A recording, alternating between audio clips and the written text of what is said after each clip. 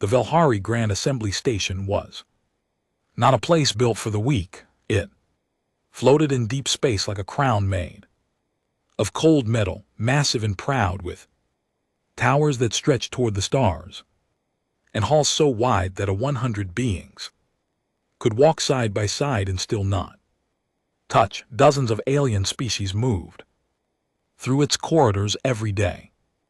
Diplomats, soldiers, traders, and council members, everyone who came here came with a purpose. Everyone believed they had a right to be here. Zyra believed that too. She stood outside the great chamber doors and breathed slowly. Her hands were steady. She had practiced keeping them steady for years. Her skin was a pale silver color, lighter than most Velhari, and her eyes were a deep amber that caught the light in a way that made some people stare. She was not tall for her kind, but she carried herself like someone who had learned that posture was the only armor that no one could take away. She wore her petition badge on the front of her coat. It was a small flat piece of polished metal with her name and lineage etched into it. She had earned the right to wear it by passing 3 written examinations and 2 physical assessments over the course of 8 months. She had done all of that quietly on her own without help from anyone. She had not told anyone what she was trying to do. She had not wanted anyone to try and talk her out of it. The doors opened and she walked in. The chamber was enormous.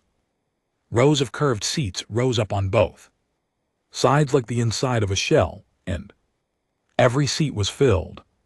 Council members sat at the long table at the front, 7 of them in dark formal robes, their faces still and unreadable. High Elder Doran sat at the center. He was an old Velhari male, narrow-faced, with white markings along his jaw that indicated his bloodline had never once been touched by any other race. He looked at Zyra the way someone might look at a stain they had not noticed before. She stepped forward to the floor marker and stood straight. The petition reader announced her name and her purpose. She was requesting formal entry into the Galactic Defense Fleet evaluation process. She had met every listed requirement. She had the documentation.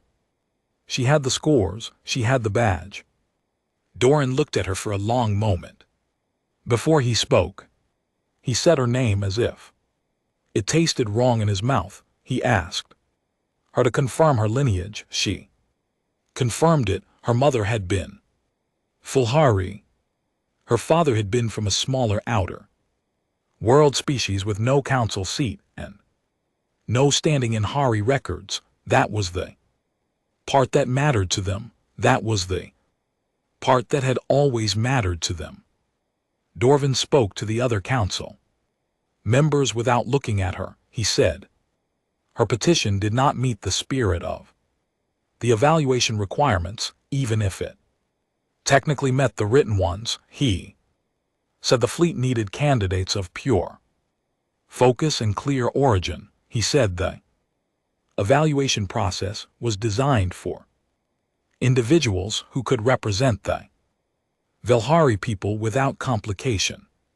She asked what complication he was referring to. He looked at her, then he said her existence was the complication.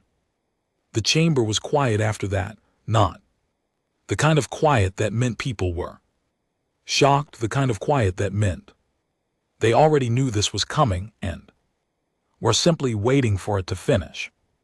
Some of the council members looked at the table. Some of the delegates in the gallery looked away. 1 or 2 whispered to each other behind their hands. Nobody stood up. Nobody said anything. Dorvin called for a procedural vote. It lasted less than 30 seconds. The petition was denied. He did not call it a rejection. He called it a determination of ineligibility. As if the word made it cleaner, station official walked to Zaira and held out his hand. She understood what he wanted. She unpinned the petition badge from her coat and placed it in his palm. She did not throw it. She did not say anything. She turned and walked toward the doors, and the doors opened ahead of her, and she walked through them, and they closed behind her. The corridor outside was long and pale and empty. The light came from strips along the ceiling, and it was a cold white light that made everything look flat. She walked until she reached a section of wall where a support beam jutted out and created a shallow alcove. She stopped there. She put her back against the wall and slid down until she was sitting on the floor with her knees up and her arms resting on them. She did not cry. She had trained herself out of that a long time ago. But she sat there, and she stared at the far wall, and she felt the weight of what had just happened settle into her chest like something heavy being set down for good. 8 months, 3 examinations, 2 physical assessments, every requirement met, and it had taken them less than 4 minutes to throw it all away because of who her father was. She had known this might happen. She had told herself she was prepared for it. But knowing something might happen and then having it happen in front of hundreds of watching eyes while no one said a single word in your defense were 2 very different things. The second one left a mark that the first one did not prepare you for. She heard footsteps in the corridor. She did not look up.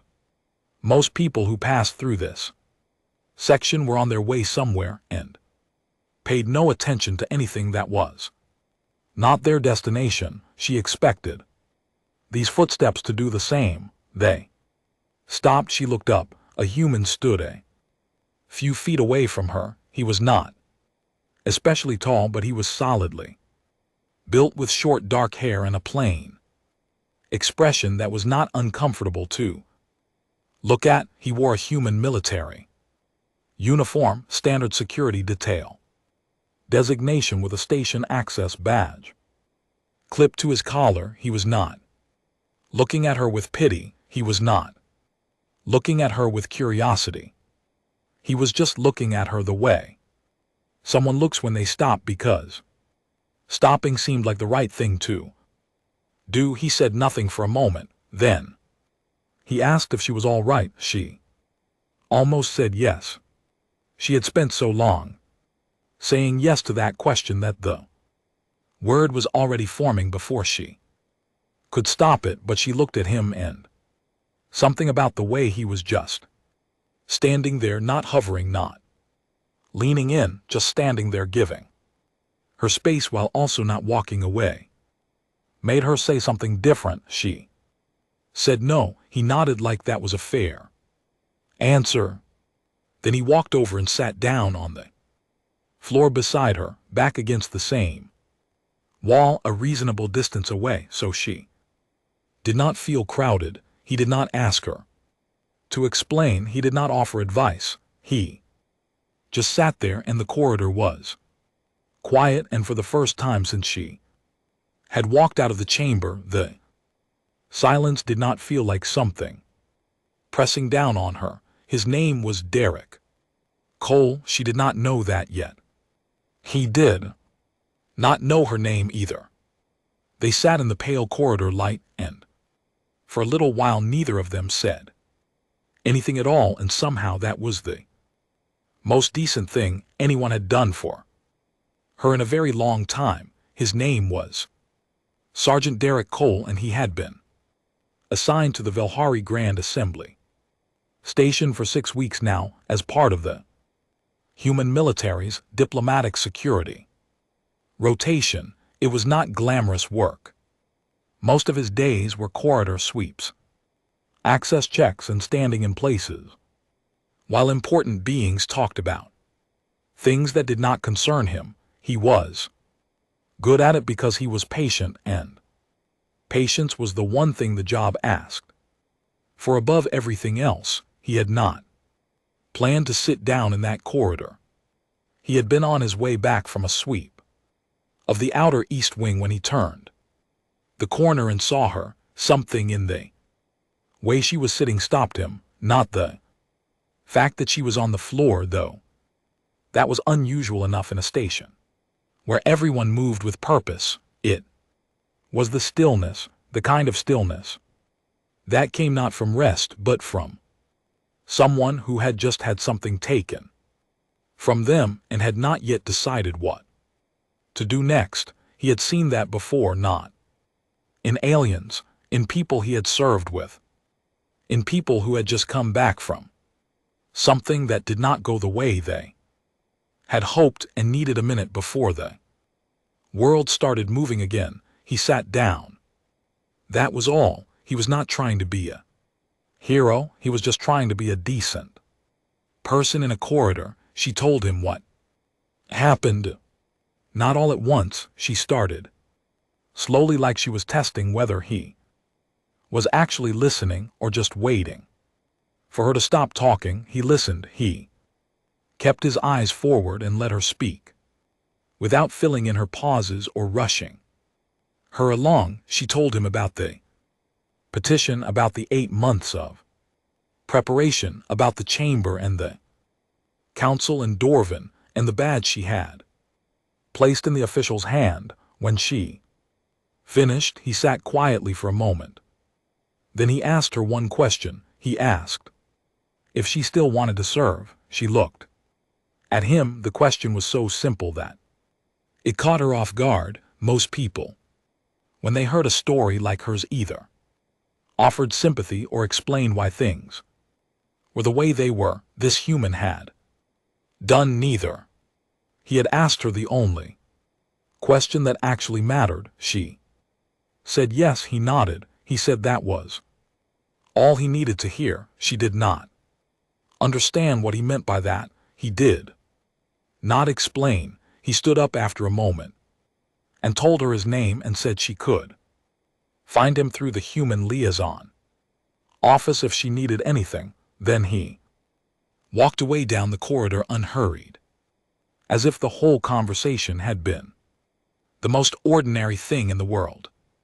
She sat there for a while after he left. Something had shifted, though she could not quite say what. Derek went back to his quarters that evening and sat at his small desk and opened the station's formal protocol database. He was not a diplomat, he was a soldier.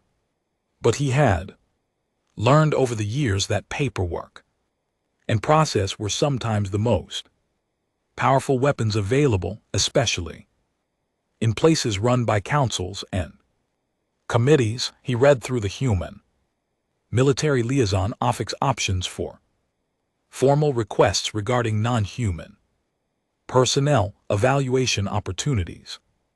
It took him 2 hours to find the right pathway and another hour to write the request in language that could not be easily dismissed on procedural grounds.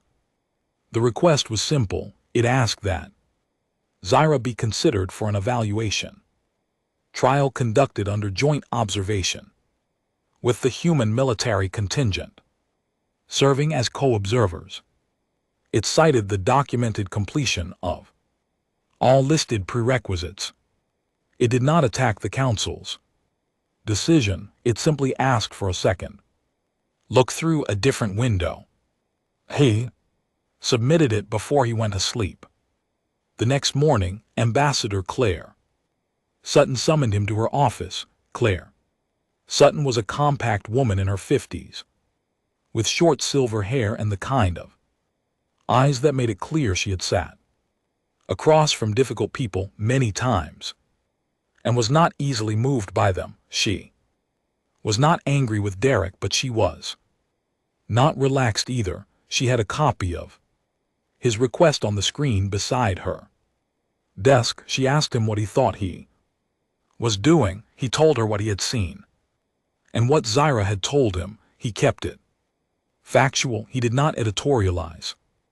Claire listened without interrupting, which he took as a good sign. When he finished, she was quiet for a moment. Then she said she had been in the gallery during the session. She had seen the way the council handled it. She had already spoken to a Velhari council aide afterward and been dismissed with a polite phrase that meant nothing and was designed to mean nothing. She looked at the request again. She said it was a long shot. He said he knew that. She said the Velhari council was going to see it as an insult to their authority. He said they probably would. She looked at him for a long time. Then she said she was not going to block the request. She was also going to open her own diplomatic pressure channel quietly on the side, working through two non-Velhari delegates she trusted who had also been present in the gallery. She said she was not promising anything. She said these things usually went nowhere. He thanked her. She waved it off and told him to get back to his rotation. 2 days passed. On the morning of the third day, Derek received a response from the Velhari Council liaison. The response was cold and precisely worded. It said that the human military's request was being reviewed as a matter of Interpessi's courtesy, but that the council wished to make clear that internal personnel decisions were not subject to external review. It said a formal reply would be provided within 5 standard days. He read it twice. He noted that it had not said no. He went back to his corridor sweeps. Zyra found out about the request from a Velhari station clerk who had processed the paperwork and mentioned it to a colleague who mentioned it to someone who worked in the same maintenance section as a contact of Zyra's. The station was large, but information moved through it the way water moved through cracks. It always found a way. She stood in the corridor outside the human liaison office for a long time before she went in and asked to leave a message for Sergeant Cole. The clerk took the message. It was short. It said she did not ask him to do this. It said she was not sure how she felt about it. It said she was not going to tell him to stop. Derek read the message that evening and decided that was about as close to permission as he was likely to get. On the 5th day, the formal response arrived. The Velhari Council had agreed to one option. Zyra would be permitted to undergo the Gauntlet of Standing, the traditional trial used for elite fleet evaluation candidates. It would be open to observers. The results would be binding. Claire Sutton came to find Derek. When she heard, she told him to be careful. She said the gauntlet was not designed to be fair to someone like Zyra. She said the council had agreed because they were confident she would fail. Derek said he understood. He did not say what he had already started doing that evening, which was researching every recorded instance of the Gauntlet of Standing in the public station archives going back 40 years. He had a feeling the council was right, that they were confident. He also had a feeling they had not thought very carefully about what a patient with access to 40 years of records could do. With 5 days of preparation, the Gauntlet of Standing was held in the lower arena level of the station, a wide circular floor surrounded by tiered observation platforms that could hold several hundred spectators. The ceiling was high and the lighting was bright, and there was nowhere to hide from the eyes of everyone watching. That was the point. The trial was not just a physical test. It was a performance, a display. The candidate was meant to be seen in every moment under every condition so that the council and the observers could form a complete Judgment. Zyra arrived early. She wore the plain gray evaluation suit that had been provided for her, standard issue. No markings, nothing to identify her by rank or family, just the suit and her own body and whatever she had built inside herself over the years. She stood at the entry threshold and looked at the arena floor and breathed. Derek was on the observer platform above. He had gotten there 30 minutes before the doors opened, which meant he had one of the front positions along the railing. He could see the full floor clearly. He had a small recording device clipped to the inside collar of his uniform, approved for use by all official observers, which the Velhari Council had made open to all registered delegates. He had registered as an observer through the Human Liaison Office the same day the trial date was confirmed. He had also spent the previous 4 evenings reading every public record he could find on the Gauntlet, every documented account, every outcome report he had found. Things that bothered him, he had written them down. He had kept writing. Trial began. The first segment was endurance movement. Zyra had to cross the arena floor repeatedly while the surface shifted beneath her, panels rising and falling in unpredictable patterns. It was designed to test physical balance, reaction time, and sustained focus. She moved through it steadily. She was not the fastest candidate anyone had ever seen, but she was consistent. She did not fall. She read the floor patterns with her eyes and adjusted her steps and kept going. By the time the first segment ended, she had completed more crossings than the minimum threshold. There was no applause from the Velhari section of the gallery.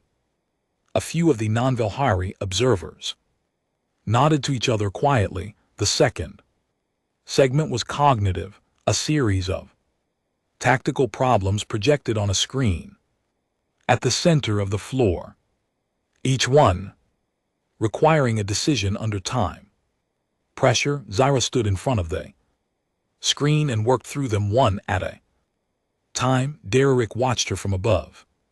She moved her hands in small, precise gestures as she thought, a habit she probably did not know she had. She got through 9 of the 12 problems before time ran out. The passing threshold was 8. Still nothing from the Velhari gallery. Doran sat at the council observation bench on the far side of the platform, his expression unchanged, watching with the patience of someone who was waiting for a specific thing to happen. The third segment began. This was the one Derek had read about most carefully. It was listed in the official documentation as a sensory and focus evaluation. What it actually involved was the deployment of a high-frequency sound emitter built into the arena floor, which produced a sound in a range that affected certain species much more severely than others. The official records listed it as a mild disorienting stimulus. What Derek had found in medical observation reports attached to older Gauntlet outcomes buried in appendix files that most people would not think to look for was a different story.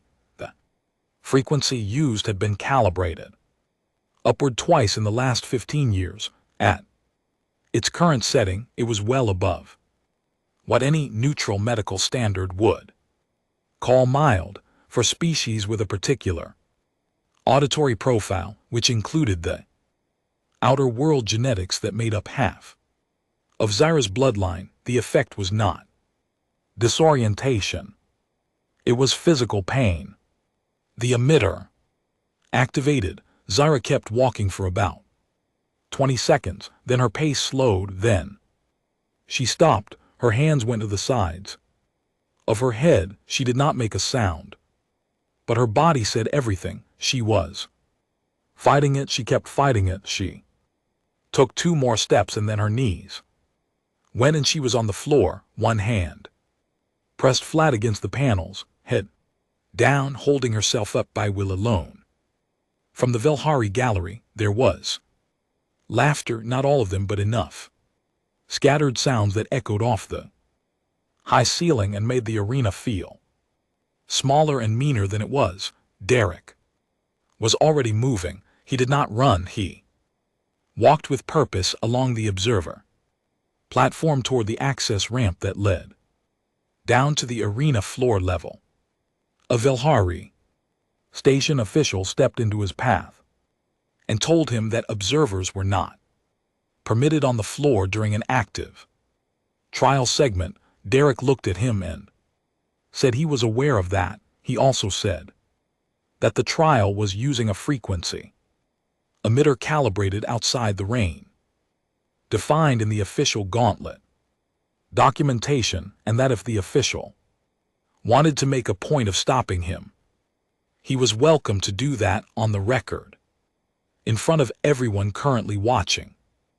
The official stepped aside. Derek walked down to the arena floor. His footsteps were steady and even across the panel surface, and the sound from the emitter hit him too, a low pressure in his ears that was unpleasant but not incapacitating for his auditory range. He crossed the floor to where Zyra was and crouched down beside her. She looked up at him. Her eyes were pained, but they were still sharp. She was still in there. She had not gone anywhere. He spoke quietly enough that only she could hear him. He told her the whole room was watching. He told her they were watching because they wanted to see her stay down. He said she had gotten further than they ever intended to let her get, and that they had cheated to stop her, and that if she stood up right now and finished this, every observer on that platform who was not Velhari was going to remember exactly what they saw today. He said she did not have to get up for them. He said she should get up for herself. She looked at him for a moment. The sound was still going. He could see what it was doing to her, and it made something cold move through him, but he waited. He gave her the moment. She put her hand on his arm and used it to push herself upright. He steadied her once, briefly, and then she let go and stood on her own. She turned back toward the course markers and started walking again. Slowly at first, then with more steadiness. The sound kept going. She kept going too. The Velhari gallery had gone quiet. She finished the segment. She crossed the final marker and the emitter cut off, and she stood in the center of the arena floor, breathing hard, sweat along her jaw, her hands at her sides. She did not look at the council bench. She looked straight forward. Derek walked back to the observer ramp. He climbed it slowly. He sat back down in his position at the railing and picked up his documentation pad and wrote down the time the emitter had activated, the visible effect on the candidate, the calibration level as posted in the official trial specification versus what he had found in the archived medical reports, and the names of every gallery member he had seen laughing. He wrote it all down very carefully. Above him, Claire Sutton had already pulled out her own documentation device and was doing the same.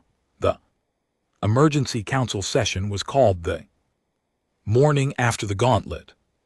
The notice went out to all registered station delegates before the first meal period. High Elder Doran had requested a full assembly hearing, and the language in the notice was formal and sharp. It described the behavior of a human military personnel member during the gauntlet of standing as an interference with sacred Velhari evaluation tradition. It requested that the Assembly authorize a formal censure of Sergeant Derek Cole and that the human military contingent issue a written acknowledgement of wrongdoing. Derek received a copy of the notice along with everyone else. He read it once, he set it down. He went back to the files on his desk. He had not slept much. He had spent most of the night pulling documents. The station's public archive system was thorough, which was both its greatest strength and, it turned out, the council's greatest problem. Everything filed officially became part of the record. Medical reports from Gauntlet outcomes going back decades, calibration logs for arena equipment, procedural review filings, most of which had been quietly closed without findings, injury reports listing candidates by species, classification, outcome records showing pass rates, broken down by bloodline category. He printed everything. He organized it into a single ordered set. He put it in a plain carry case and went to find Ambassador Claire Sutton. She was already dressed when he arrived. She had the same notice on her screen, and she was on a channel with one of the non-Vilhari delegates she trusted, a senior representative from the Maring Cooperative who had been in the Observer gallery the previous day. Claire looked at Derek when he came in and looked at the carry case and told the person on the channel she would speak with them again in 1 hour.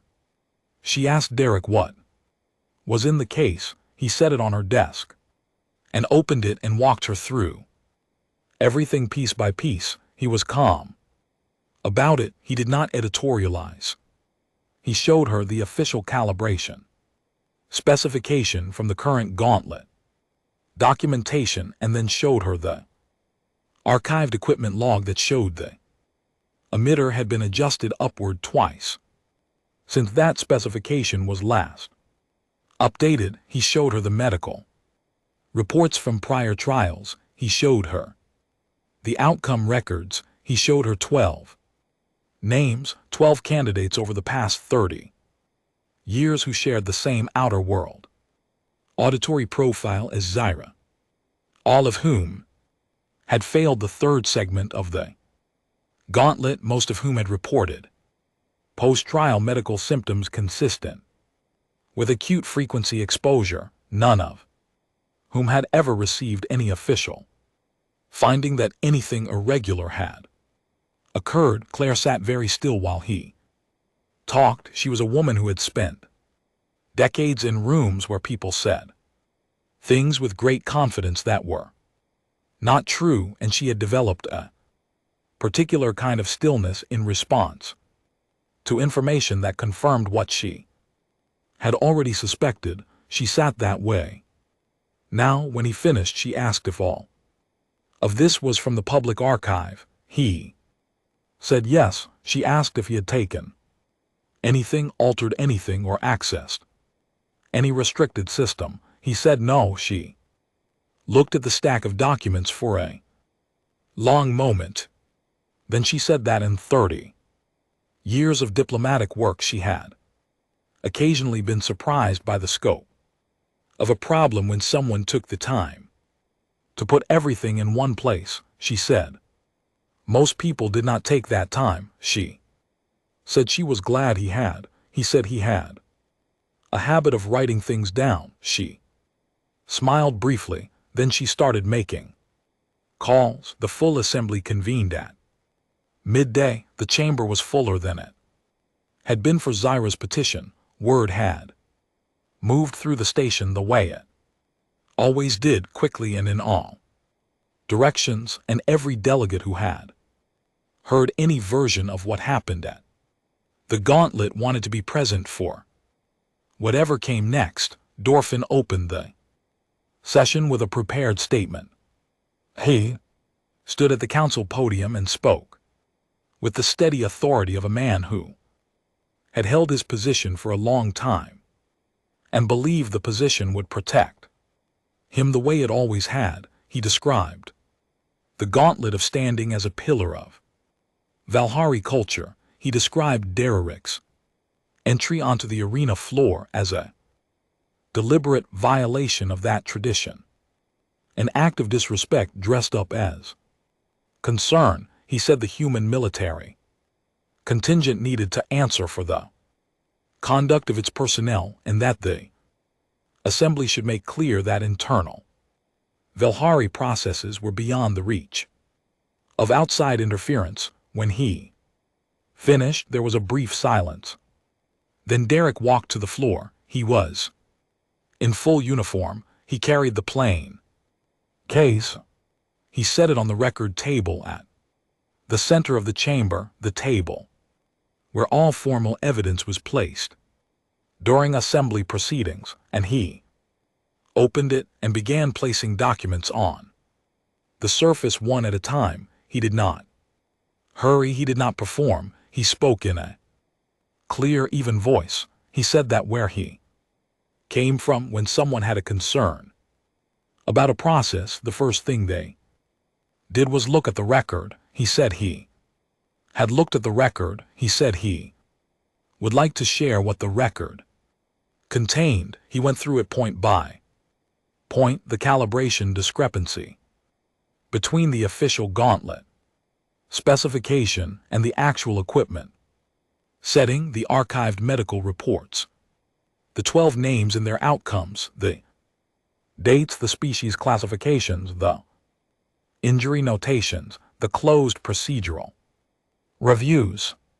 He laid each document on the table as he mentioned it, building a physical stack that everyone in the chamber could see growing. He did not raise his voice once. He said at the end that he had not entered the arena floor to disrespect the gauntlet. He said he had entered because a candidate was being harmed by equipment operating outside its stated parameters, and that standing on a platform watching that happen without acting was not something he was able to do. He said his species had a habit of writing things down. He said he had written all of this down very carefully, and that every document on the table was a matter of official station record, and that he was prepared to make the full set available to any delegate who wanted it. He stepped back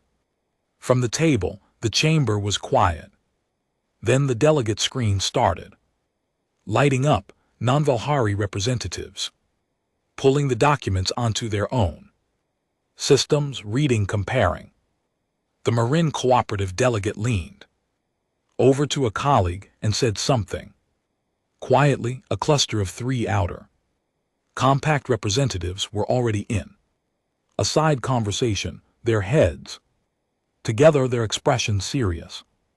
Dorvin started to speak. He said the documents were being taken out of context. He said the medical reports in question had been reviewed at the time, and no findings had been issued. He said the human soldier was not qualified to interpret Valhari technical calibration standards. A delegate from the Sorin Assembly raised a formal point of order and asked why a candidate with the same auditory profile as 12 prior candidates who had all failed the same segment had been approved for trial using that equipment configuration without any medical adjustment or disclosed risk notice. Doran did not answer that. Claire Sutton formally submitted a request for a conduct review of Gauntlet administration practices over the past 30 years. It was on the record table. Before Dorvin could respond, 3 delegations co-signed within the hour. 2 more added their endorsement before the session closed. The Valhari Council bench had stopped looking at the assembly floor. Several of the council members were in quiet conversation with each other, the kind that was clearly about damage and not about principle. The fracture was Visible, the traditionalist block around. Dorvin sat rigid and silent, two younger council members on the end of the bench had leaned away from the rest. Derek picked up his carry case from the table. Most of the documents were still there, formally entered into the record now, belonging to the assembly and not to him. He walked toward the chamber exit. He did not look at Doran. He did not need to. The conduct review took 11 days. The assembly appointed a neutral panel made up of 3 non-Vilhari delegates and 2 independent station mediators. They went through every document Derek had placed on the record table, and then they asked for more. The station archive system was open to the panel without restriction. What they found matched what Derek had shown the assembly, and then went further. There were calibration records that had never been part of any public filing. There were internal council communications discussing candidate outcomes in language that left very little room for generous interpretation. There were approval signatures on equipment adjustments that traced directly back to decisions made at the council level. Doran submitted a formal rebuttal on the 4th day. By the 7th day, it was clear that the rebuttal was not going to be enough. By the 9th day, 2 of the council members on the end of the bench had already made quiet contact with the panel through their personal staff, which meant they were distancing themselves before the findings came down. The findings came on the 11th day. The panel issued a full written determination. It found that the gauntlet of standing had been administered with equipment operating outside its stated parameters for at least 19 years. It found that the outcomes for candidates with certain auditory profiles had been structurally disadvantaged in a way that was not disclosed and not accidental. It found no evidence that any single candidate who had failed the 3rd segment under those conditions should be considered to have failed on fair grounds. Dorvin was removed from his position pending a formal review of his full tenure. 2 other council members were placed under inquiry.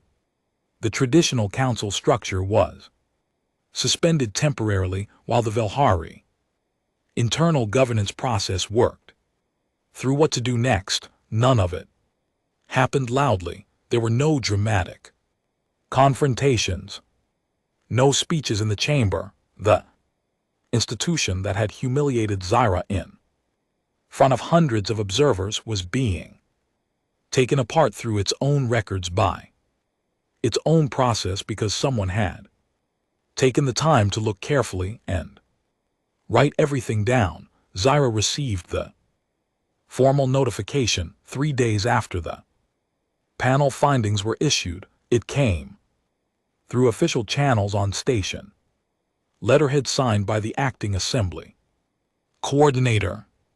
It stated that in light of the conduct review findings, her petition for fleet evaluation had been granted. She was awarded provisional standing in the Galactic Defense Fleet and assigned as official liaison to the human military contingent aboard the station pending full evaluation scheduling. She was the first half-blood in recorded Vilhari history to hold any official fleet standing. She sat in her quarters and read the notification 3 times. The words did not become more real with repeated reading. They stayed exactly the same size on the page, plain and formal and impossible. She had spent so long believing that the door was closed that she had stopped trying to picture what might be on the other side of it. Now it was open, and she was not entirely sure how to walk through it yet. But she folded the notification carefully and put it in her jacket pocket close to her chest, and she stood up. She went to find Derek. She knew where he usually was at this hour of the day. She had learned his patterns the way you learn the patterns of someone who has become a fixed point in your life without your quite noticing. When that happened, she found him in the corridor near the outer east wing, the same section where she had first sat against the wall, and he had sat down beside her without being asked. He was leaning against the wall doing a final check of a corridor access log on his handheld device, relaxed, unhurried, the same way he did everything. He looked up when he heard her coming and waited. She stopped a few feet from him. She did not know exactly what she had planned to say. She had been turning words over in her mind the whole walk here, and none of them had settled into the right shape. She told him she had received the notification. He said he had heard. He said it quietly without celebration, which she appreciated. He was not the kind of person who performed feelings he did not have, and the feeling he had right now seemed to be something steady and private, the way someone looks when something they work for finally comes through, and they are simply glad rather than loud about it. She told him she had not asked him to do any of it. She said she wanted to make sure he knew that. He said he knew that. She asked him why he had done it anyway. She had thought about this question for 11 days, and she still did not have the answer. She needed to hear it from him. He was quiet for a moment, not the quiet of someone thinking up an answer, but the quiet of someone deciding how much of an honest answer to give. Then he said that when he turned that corner and saw her sitting on the floor, he had not seen an alien species or a petition case or a political situation. He had seen someone who had just had something taken from them that they had earned, and everyone who could have said something had looked away. He said that where he came from, looking away from that was an option that did not sit right afterward, not for him. He said some people could do it without it weighing on them. He said he was not built that way. She looked at him for a long time. She asked if all humans were like that. He thought about it. He said enough of them were. She reached into her jacket pocket and took out the notification. She looked at it again in the corridor light. The words were still the same. They were still impossible and real at the same time. She folded it back along its crease and returned it to her pocket. She looked at Derek and said she was going to be a very good liaison. He said he had no doubt about that. She said she was also going to be a very good fleet officer. He said he knew that too. She nodded once. There was nothing more to say that the words could carry without making it smaller than it was. She turned and started walking toward the docking bay corridor, toward the direction of the fleet section, toward the door that was open now and waiting. After a moment, she heard his footsteps fall in beside her. They walked together down the long pale corridor, neither one speaking, both of them heading somewhere new. The light above them was cold and white and steady, and it fell on them both the same way, without distinction, the way light tends to do when it has no reason to make a difference between one person and another. She had been cast aside in a room full of people who did not think she was worth the trouble of defending. She had been told by the shape of every system around her that she did not belong, that her blood was wrong, that her existence was a complication they could not be asked to accommodate. And then one person had sat down on the floor beside her and asked if she still wanted to serve, she was still walking. That was the answer.